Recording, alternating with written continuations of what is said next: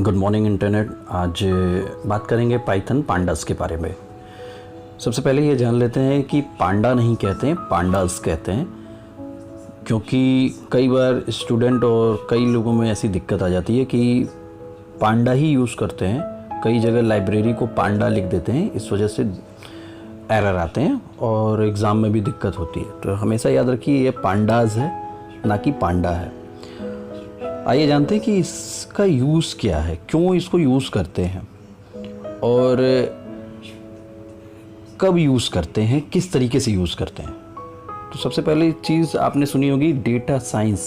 तो पांडा सबसे ज़्यादा यूज़ किया जाता है डेटा साइंस में, और आज की डेट पे इंटरनेट और बहुत सारी ऐसी ऑर्गेनाइजेशंस हैं जहाँ पे डेटा एनालिसिस करने के लिए डेटा साइंस कॉन्सेप्ट का यूज़ किया जाता है। और जब इस चीज़ को यूज़ करना है तो पांडा की ज़रूरत पड़ती है। ये उसी तरह से है जैसे कि नमपाई, मैटप्लॉटलिब या और भी अदर कई पैकेज या लाइब्रेरीज़ हैं, उन्हीं की तरह ये भी यूज़ होता है, बट ये उनसे ज़्यादा यूज़ होता है और ये बहुत ही आसान तरीके से यूज़ किया जा सकता है। तो ये आपको पांडा के बारे में पता चल चुका होगा। यहाँ पे नीचे पांडास का लोगो भी दिया हुआ है, और इसको यूज़ करने के लिए जो भी आपको डेटा एनालिसिस करना है, मैनिपुलेट करना है, विजुअलाइजेशन करना है, कुछ भी डेटा से रिलेटेड उस पर कोई अपडेट करना है, रिप्रेजेंट कुछ भी करना है डेटा साइंस से रिलेटेड, तो आप पांडास का यूज़ कर सकते हैं। तो ये कैसे हम यूज़ करेंगे, आगे इसको पढ़ते हैं। ये जो आपको अभी दिखा ये शॉर्ट नोट्स है, क्या यूज़ करना है यहाँ पे देखते हैं। इंस्टॉलेशन से सीधा हम बात करते हैं। सबसे पहली बात, अगर आपके पास कोई भी आईडी नहीं है तो आप, मेरा ये कहना है कि एनाकोंडा इंस्टॉल करिए। एनाकोंडा इंस्टॉल करने के बाद आपको कोई भी अलग से पैकेज इंस्टॉल करने की ज़रूरत नहीं पड़ेगी।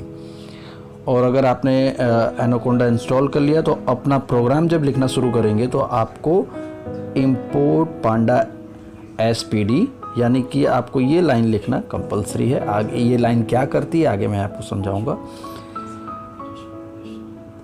और पांडा यूज़ करने के लिए और पाइथन स्टैंडर्ड पाइथन यूज़ करने के लिए ये यहाँ पे बेसिक रिक्वायरमेंट दिया हुआ है कि आपका विंडोज 7 होना चाहिए या क्या होना चाहिए। एनाकोंडा के लिए ये पूरा स्टैंडर्ड एक रिक्वायरमेंट है, सिस्टम रिक्वायरमेंट। नाउ अब मान लीजिए आपने एनाकोंडा इंस्टॉल नहीं किया है, आपने IDE इंस्टॉल किया है। पाइथन IDE LE जो होता है, इंटीग्रेटेड डेवलपमेंट लैंग्वेज एनवायरनमेंट जिसको कहते हैं, अगर आपने ये इंस्टॉल किया है तो उसमें पहले से आपको पांडा इंस्टॉल नहीं मिलेगा। उसके लिए आपको क्या करना होगा, आपको अलग से पांडा इंस्टॉल करना होगा। लेकिन यहाँ पे तो एक चीज़ और भी दिखाया है कि ये भी एक लाइब्रेरी, ये भी लाइब्रेरी इंस्टॉल की गई है। मेरा ये कहना है कि ये लाइब्रेरी इंस्टॉल की तो गई है, इनका इसमें कहीं ना कहीं ज़रूरत पड़ता है, इसलिए इंस्टॉल की गई है। जब भी आप कोई लिस्ट बनाएंगे या कोई एरे को डिफ़ाइन करेंगे as a data frame, as a series, या पांडा में कहीं यूज़ करेंगे तो आपको नमपाई भी पैकेज की ज़रूरत पड़ेगी। तो पिप इंस्टॉल नमपाई से ये होगा, और आपके कंप्यूटर में इंटरनेट ऑन होना चाहिए और आप अपने कमांड प्रॉम्प्ट पे जाके पिप इंस्टॉल नमपाई करेंगे तो वो अपने से खोज के नमपाई को डाउनलोड करेगा और इंस्टॉल करेगा। उसी तरह से पांडास के साथ भी है। जब आप ये कर लेते हैं तो आपको करना कुछ नहीं है, करना ये है अपना प्रोग्राम, आप न्यू प्रोफाइल खोलेंगे और प्रोग्राम लिखेंगे। तो सबसे पहली लाइन आप ये इसमें लिखेंगे, जैसे वहाँ लिख रहे थे वैसे यहाँ पे भी लिखेंगे, ठीक है। तो ये जहाँ तक है आपको पता चल गया है कि IDE में कैसे यूज़ करना है और एनाकोंडा में कैसे यूज़ करना है। अब बात कर लेते हैं यहाँ पे पांडास के फीचर और कैसे यूज़ करना है, क्या होता है पांडा बेसिकली। तो नमपाई की तरह, जैसे नमपाई में हम एरे यूज़ करते हैं और एरे वहाँ पे 1 डायमेंशन, 2 डायमेंशन और 3 डायमेंशन, जिसको मल्टी डायमेंशन भी कहते हैं, ये चीज़ें वहाँ पे यूज़ होती हैं। उसी तरीके से यहाँ पे 2 चीज़ें यूज़ होती हैं। आप यहाँ पे ऊपर वाली लाइन में लिखा हुआ है, इस लाइन में लिखा हुआ है कि सीरीज़ और डेटा फ्रेम, ये दोनों यहाँ यूज़ किया जाता है। सीरीज़ जो होता है वो 1 डायमेंशन होता है और डेटा फ्रेम जो होता है वो 2 डायमेंशन होता है, ठीक है। ये याद रखिएगा। और दूसरी लाइन क्या याद रखनी है, वन डायमेंशन एरे की तरह ये रिएक्ट करता है और होमोजेनियस डेटा टाइप होता है। मतलब इस पूरे लिस्ट में जो डेटा इंटर होगा वो सिंगल डेटा टाइप में होगा, या इंटीजर होगा या स्ट्रिंग होगा या फ्लोट होगा, जो भी चीज़ होगी वो वही सारे ब्लॉक में रखी जाएगी। ठीक है, यहाँ पे आप देख सकते हैं कि ये होमोजेनियस है, साइज इम्यूटेबल है और वैल्यू ऑफ डेटा ये म्यूटेबल होता है। ये वन डायमेंशन एरे की तरह रिएक्ट करेगा, इसे सीरीज कहते हैं। एक और वन मोर थिंग, यहाँ पे सीरीज आप देख रहे होंगे, ये सीरीज जब भी लिखेंगे तो इसका एस कैपिटल होगा।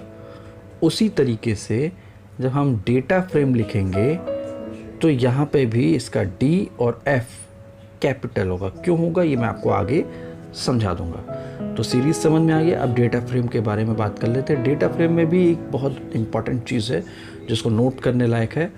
ये टू डायमेंशन एरे की तरह रिएक्ट करेगा, मतलब होता भी है उसी तरह का, लेकिन इसे टू डायमेंशन एरे नहीं कहते हैं, इसे डेटा फ्रेम ही कहते हैं। रिएक्ट टू डायमेंशन एरे की तरह करेगा, मगर ये हेट्रोजेनियस डेटा टाइप है। याद रखिए, सीरीज होमोजेनियस है, डेटा फ्रेम हेट्रोजेनियस है।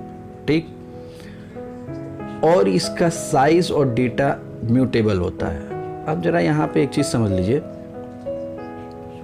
ये जो चीज़ आपको दिख रही है, ये आपको माइस्क्यूएल के टेबल की तरह कुछ दिख रहा होगा। आप यहाँ पे देख सकते हैं कि यहाँ पे जो वैल्यू है वो इंटीजर है, यहाँ जो वैल्यू है वो स्ट्रिंग है, बाकी इधर जो है अलग अलग डेटा टाइप की वैल्यू रखी हुई है।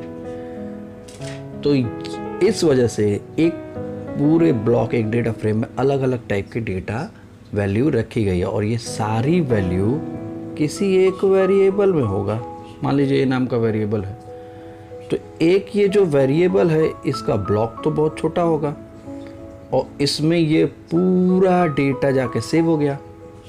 ठीक है, तो एक बड़े अमाउंट का डेटा एक छोटे से मेमोरी ब्लॉक में जाके स्टोर हो जा रहा है। ये फैसिलिटी आपको प्रोवाइड करता है पांडा।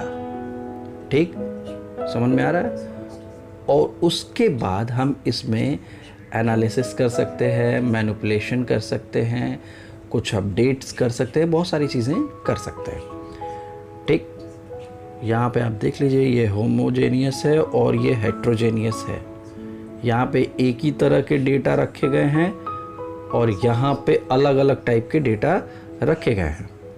ये सारी चीज़ें आपको समझ में आ रही होंगी। चलिए थोड़ा सा और बात कर लेते हैं पांडा सीरीज़ के बारे में।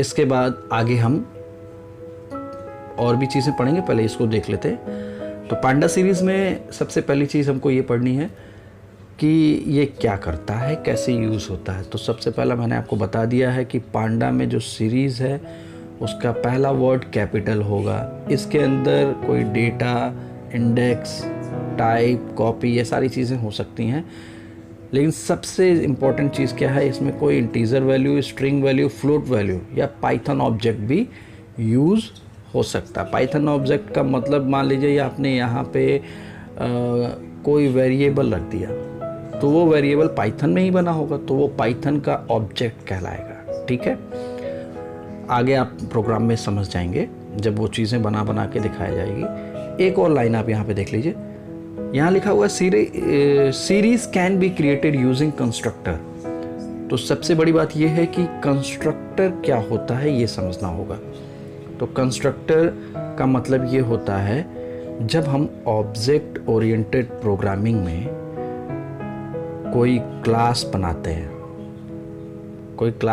हैं, तो वो जो क्लास है वो क्लास का पहला वर्ड कैपिटल होता। मान लीजिए आपने पहला ये एक वर्ड लिखा, उसका जो पहला कैरेक्टर होगा वो कैपिटल में होगा। देखिए यहाँ पे सीरीज में एस कैपिटल है। ठीक है, तो वो क्लास कहलाएगा अगर उसका पहला वर्ड कैपिटल है। लेकिन अगर किसी ऐसे वर्ड जिसका पहला कैरेक्टर कैपिटल है और उसको हम एज अ फंक्शन यूज़ कर रहे हैं, तो यानी वो क्लास को एज अ फंक्शन हम यूज़ कर रहे हैं, तब उसको हम कंस्ट्रक्टर कहते हैं। ठीक है, बस यही चीज़ समझानी थी। और यही डेटा फ्रेम में भी होता है कि डी और एफ कैपिटल है तो वो किसी न किसी क्लास की पूरी प्रॉपर्टी होल्ड करके एज अ फंक्शन रिप्लाई कर रहा है या डेटा रिटर्न कर रहा है। एज अ फंक्शन हम उसको यूज़ कर रहे हैं एक पूरी क्लास को, तो वो कहलाता है कंस्ट्रक्टर। समझ में आ रहा है? अच्छा, यहाँ पे एरे भी डाल सकते हैं, मैंने बोला डिक्शनरी भी डाल सकते हैं, लिस्ट और कोई वेरिएबल या कोई स्केलर कंटेंट डाल सकते हैं। आज के लिए इतना ही, आगे यहीं से स्टार्ट करेंगे और बाकी प्रोग्रामिंग भी आपको सिखाई जाएगी, डेटा फ्रेम के बारे में पढ़ाया जाएगा। फ़िलहाल के लिए इतना ही, बाय बाय।